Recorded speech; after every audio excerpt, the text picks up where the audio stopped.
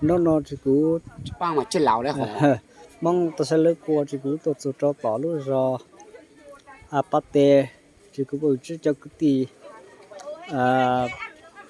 cái tì số rồi đó có hay gì tết xa thì lỡ thì bút thở rồi họ tết xa thì bữa thì người xá thấy chưa thì cú còn chưa xuất lại ô vào ô chế để nó vậy chơi chơi sáu sáu tôi sẽ nha bây giờ cứ đi này cú tôi cho nó hai ở đó số có lấy bao thế ở đây cú tôi cho nó cho tí lâu thì ta tạo lúc chế cú mừng rụp nó mà đâu có lúc chế không tăng số cũng được có bỏ đâu rồi thì cú giờ bây giờ buổi sáng nó mở cho cứ thì nhau lưu giòn nó bên mông bên hà đó mình đâu khó lại họ tại giờ phút thôi này tôi chơi vào hai bây giờ khi mẹ hát trước khi là chỉ lưu hà nhá họ mẹ tiền là sao sang nhá mẹ tiền là sao sang nhá cô ta phút thôi mà sao sang tôi sát của đó con nục với ta nơi cho bọc cũng dám chín trở tăng lúc thế nó giờ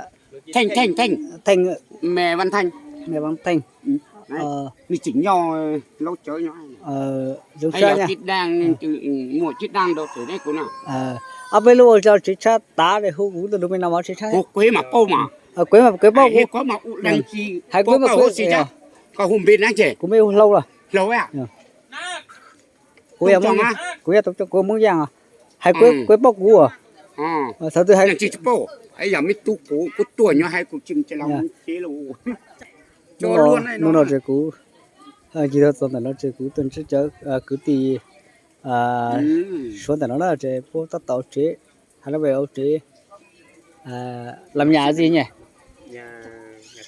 nhà xây nói tiếng của dân tộc là nó gì nhỉ cũng nhà xây cấp 4 cũng nhà xây cấp 4 hết à nó bên mong tôi hay nhà xây cấp 4 học của con cho cái gì nó có tôi hay nhà xây cấp 4 ha thì hai nước với lấy lùi số đó với toàn bộ là với dân tộc lấy lùi số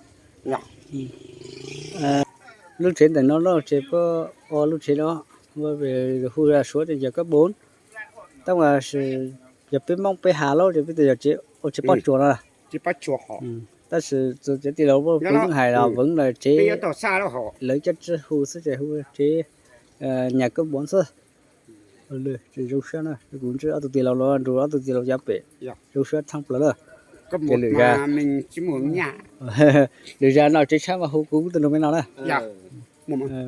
cứ cô hồ quế mà quế tuổi giờ cũng bao hơi giờ bao cũ bảo nhau là tổng nhớ là tổng tổ sao mà giống như thế này chỉ nói giờ lý xui vậy giờ lý xui chịu đấy nó nhà lý ra bộ lầu xui giá nó trường cũng thấy thôi họ để trưng bày này ở dưới Vĩnh Phúc thì mới bảo cái đấy cái ra rồi ra cái công ty rồi nó mới để nó có mẹ em quên nhá em buổi trưa quên cho không không được tiền nó này tiền không em nó làm cái bảo xem là cũng có thể để sau này là ai đi vào nếp thì chỉ là bắt nó tặng đồ này để mà đồ bên huyện an toàn cơm nếp tôi kia chắc cho lửa mạnh quá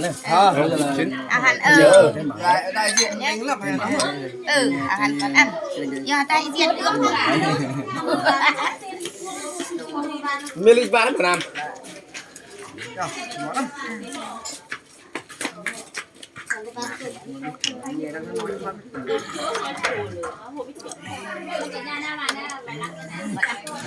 còn ưng anh mà các bạn làm áo xịn không quay không hoàng làm ông không mà có ra đi quay tiền nhẹ thôi mẹ đổi chén đi đổi chén chén chưa vào đi hai chén vào đi gọi là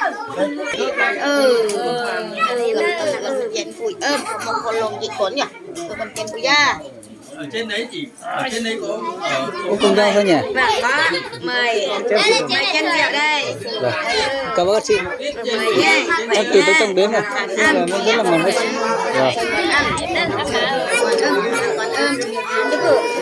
ăn còn thằng anh mà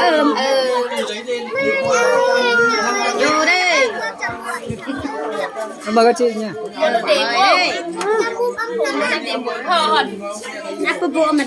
Không biết tiếng là mời các chị là nói nào nhỉ? Tiếng mời các chị là nói nào nhỉ? Tiếng của dân tộc là nói mời các chị là uống nói nào nhỉ? Một e bon tài. Một em bàn tài. Đây mời các chị. Vâng, mời các chị. Một em bàn tài. Đây mời các chị. Đấy từ tiếng rồi cảm ơn rồi. Hào hạnh ôm là thể nhé. Ô châu. Nơ, mỗi dụ nơ là. Một số đấy. Mỗi dụ nơ là hào hạnh ăn.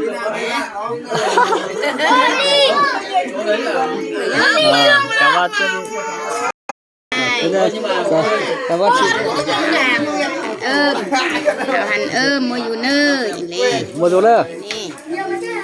Hào hạnh ôm. Chị giống chị Đào hết nhỉ? Sao là có phải em của chị Đào không?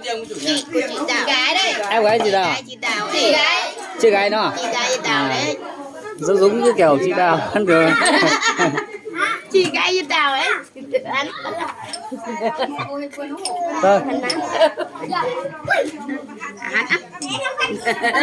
Một dù đó. Một dù. Mình đưa tôi một hàng một dù em. Hắn ức.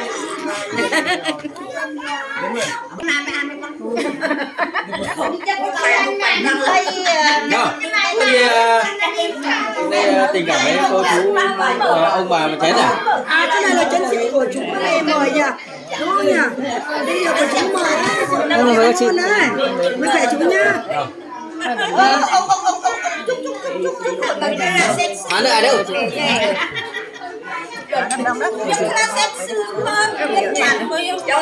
Trời, chưa tiền gì mà ra chúc chén nhỉ, hồi thăm cháu quê ở đâu nhà đâu. Đưa Tông Châu ạ. Làm tống.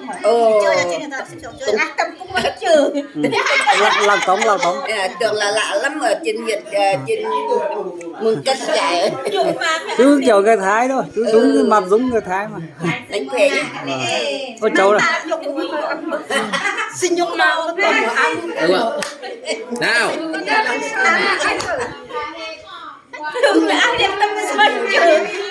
Nào một đợt thôi. Nào ca đi. Nào đặt tay vào đây. Các bác già ấy. Mỗi người một chén. 1 Từ. 2 Đặt tay về. 3 Đặt hết đây. 1 1 2 3 vô.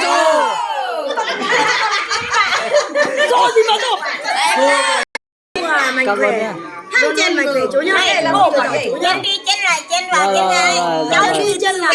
Kỳ này chú bạn có thử. Cháu ơi, chú bảo này. Đây. Con bé nó quảng linh. Rút vào rút ra. Chú bảo ơi. Tôi căng như này đi nào. Sao không để con chị em? Các bạn từ từ. Năm tấm vàng.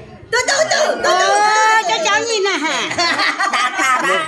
Mơ của các cô. Này cái cháu nhà mình nhìn nè. Có mượn chén thôi. Đây chén có nhiều. Có xe. Cho cháu uống cái chén to này. Giờ không mang về được. Đây chén. Cho con nuột mà hành cân thảo con mà con cũng đấy nhỉ. Cái gì à? Nhà lông cho đổ ấy. Mày xúc cho đi qua. Đổ được đến lúc nói là được.